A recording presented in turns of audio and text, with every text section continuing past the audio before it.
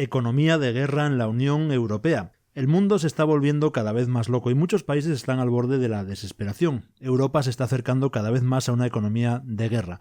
Alemania es la próxima en la lista de la recesión y parece que sus empresas están huyendo a zonas más beneficiosas para sus negocios. En Argentina la inflación sigue fuera de control y Javier Milei está decidido a dolarizar toda su economía.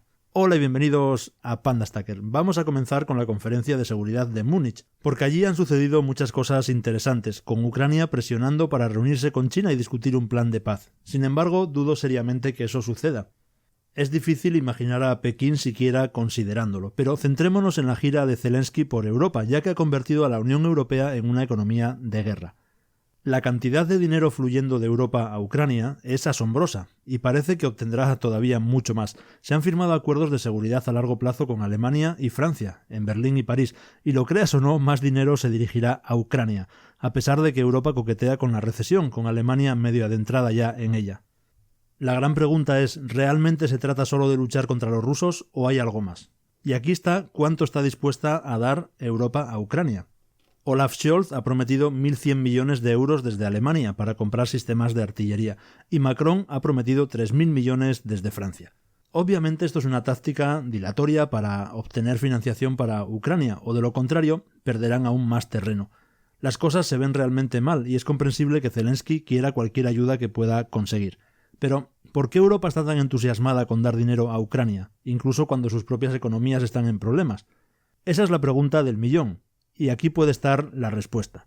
Durante una conferencia de prensa, Anthony Blinken, el secretario de Estado de Estados Unidos, dijo que la ayuda a Ucrania podría ser el secreto mejor guardado para cualquier economía. Según él, el 90% de la asistencia militar a Ucrania se ha gastado en los Estados Unidos, con sus fabricantes y su producción, lo que proporciona más empleos y más crecimiento en la economía de Estados Unidos. Así que si nos preguntamos ¿en qué beneficia el gasto la economía de Estados Unidos? Bueno, esa parte parece estar bastante clara. El 90% de la ayuda se ha gastado en la industria estadounidense. Pero si eres la Unión Europea, tus opciones para salvar la economía son bastante limitadas. Los precios de la energía son altos, por lo que tu fabricación ya no es competitiva. Países como China y Japón ya ven una disminución de sus exportaciones y la demanda global se está contrayendo. Pero, ¿cuál es el país que necesitará demanda para todos tus productos sin importar el coste? Es evidente, Ucrania. La guerra en Ucrania es un negocio, y cuantas más armas suministres, más cosas puedes fabricar en casa que te ayuden al crecimiento económico. Por supuesto, la gran razón es el pánico económico de la Unión Europea. Tratar de mantenerse al día con la maquinaria de guerra rusa es una necesidad. Según Putin, se han creado más de 500.000 de empleos en su propio complejo militar industrial, y en conjunto el sector emplea al 2,5% de toda la población rusa. Debido a esto, los salarios están aumentando en el sector, lo que significa más gasto en la economía rusa. Es una gran razón por la cual la economía de Rusia creció un 3,6% en 2023, después de una contracción el año anterior. No es el mejor tipo de crecimiento, pero una economía de guerra te permite mejorar las cifras del PIB y mantener a las personas empleadas, al menos a corto plazo. Así que hay una necesidad en Occidente de ponerse al día. No pueden seguir el ritmo de la producción de proyectiles y municiones. Y además está el aspecto financiero de la guerra, que es igual de preocupante. El crecimiento en la Unión Europea se ha estancado con nuevas estimaciones, reduciendo todas sus previsiones de crecimiento del PIB para el año pasado y también para este año. Alemania ya se ha contraído en 2024 y la situación para Francia también se ve bastante peligrosa. La economía francesa coquetea con la recesión. El tercer trimestre fue negativo, el cuarto trimestre fue plano y las estimaciones para este trimestre son del 0,2% como máximo, y todos sabemos que esas previsiones suelen ser muy optimistas. Es una economía fuerte hasta que la realidad la golpea, pero eso no es todo. Francia tiene un enorme problema de desempleo y Macron necesita crear empleos o estará en un gran aprieto. La tasa de desempleo en Francia está aumentando lentamente, alcanzó el 7,5% en diciembre del año pasado, pero fue del 7,1% en 2022, por lo que hay más personas desempleadas ahora en Francia. Y esto pone las cosas difíciles para Macron, que ha prometido un 5% de desempleo para 2027, al final de su segundo mandato, pero los datos no se ven precisamente bien. Para 2025 se espera que la tasa de desempleo aumente al 7,8%, lo que es un 10% más alto que cuando Macron fue reelegido. Hay un sentimiento generalizado de desesperación, y cambiar a una economía de guerra podría ser la única opción que queda para resolver el problema del crecimiento económico. Acercarse más a la economía de guerra, por más desagradable que sea, resuelve este problema. Producir armas al final se cuenta positivamente en el PIB. Además, la guerra puede aumentar el PIB per cápita, al reducir el desempleo y centrar la atención de las personas en la producción durante la guerra, al igual que en Rusia o Estados Unidos. La Unión Europea se está dando cuenta de esto. Dar dinero a Ucrania no solo ayuda a combatir a los rusos, sino que también ayuda a fortalecer la economía de Europa. No es sorprendente que Macron esté impulsando la industria de defensa hacia una economía de guerra completa. Quiere que la producción de armas aumente no solo para contrarrestar la maquinaria rusa, sino también para impulsar el crecimiento económico. Si puedes seguir produciendo armas, tu PIB puede seguir creciendo y manteniéndose. Y hablemos ahora de Alemania, de sus empresas, de la gran emigración de empresas desde Alemania nada menos que hacia China.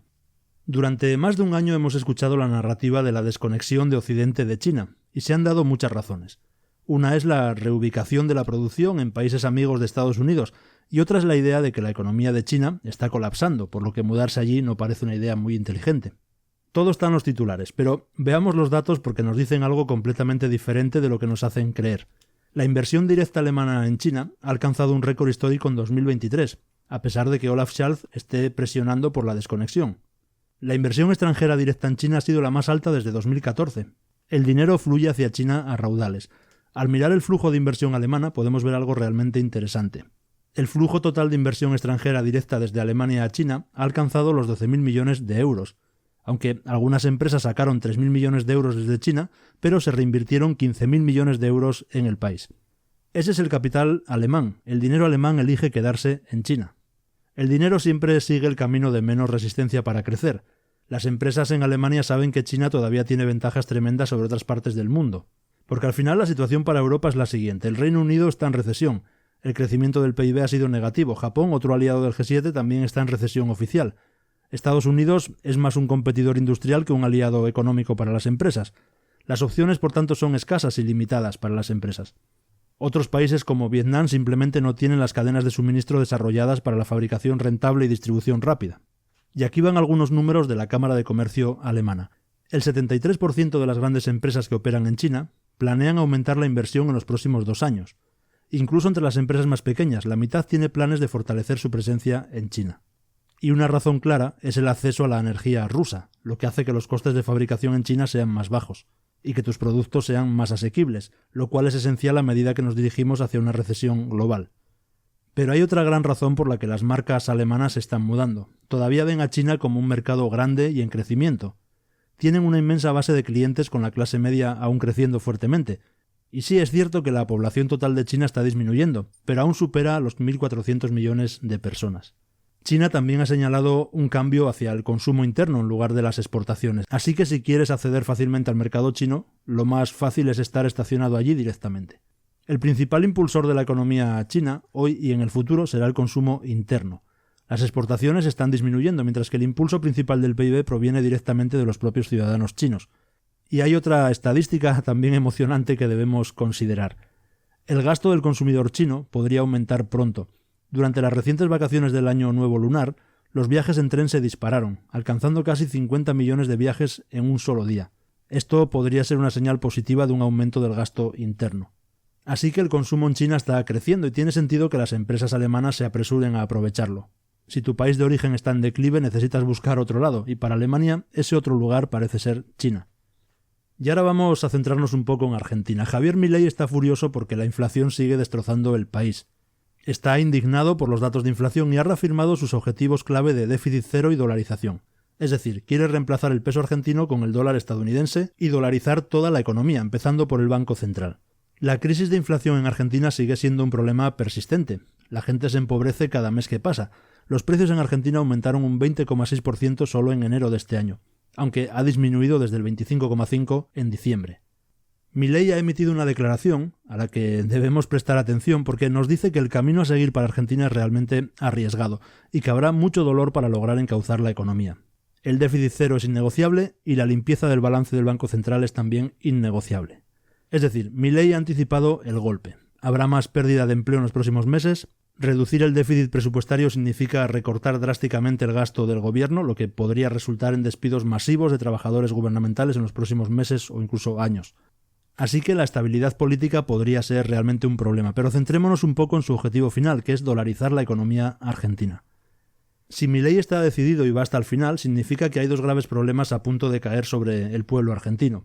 Por una parte es esencial permitir que opere un tipo de cambio libre sin ninguna interferencia del Banco Central. Es decir, nadie creería en la propuesta de dolarización de Milei a menos que se puedan intercambiar libremente pesos argentinos por dólares estadounidenses, sin restricciones. Y eso significa que otra devaluación de la moneda está en camino, es solo cuestión de tiempo. Entonces el poder adquisitivo de la gente se desplomará nuevamente, y eso es lo primero que está garantizado. La segunda parte es la privatización de todo, de absolutamente todo. Para dolarizar la economía, obviamente necesitas traer más dólares estadounidenses, y efectivamente el sector privado ayudará a dolarizar la economía. Pero eso suena bien en teoría, porque incluso si dejamos de lado las pérdidas de empleo, está el problema de la soberanía financiera, un gran punto ciego cuando dolarizas la economía. Al dolarizar la economía lo que estás haciendo es externalizar la política monetaria, es decir, entregársela a la Reserva Federal. Las decisiones de la Reserva Federal efectivamente controlarán el destino de Argentina y su economía.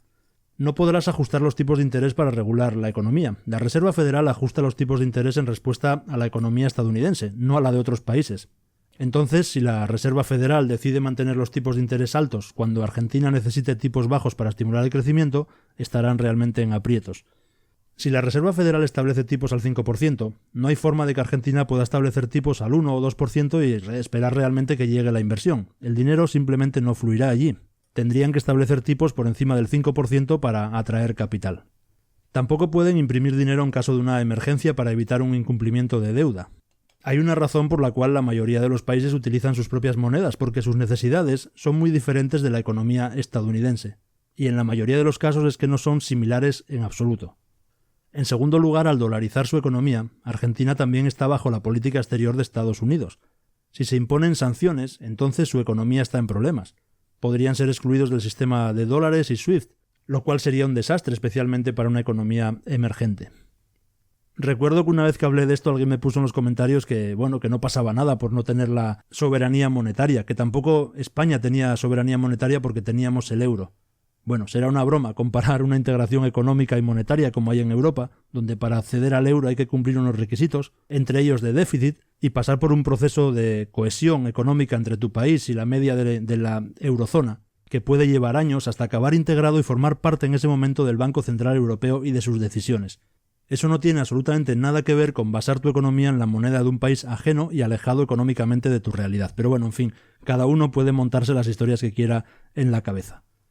Y sí, utilizar el dólar para reducir la inflación puede ser un buen primer paso cuando todo lo demás falla, pero hay peligros muy serios debajo de la superficie de los que hay que estar alerta.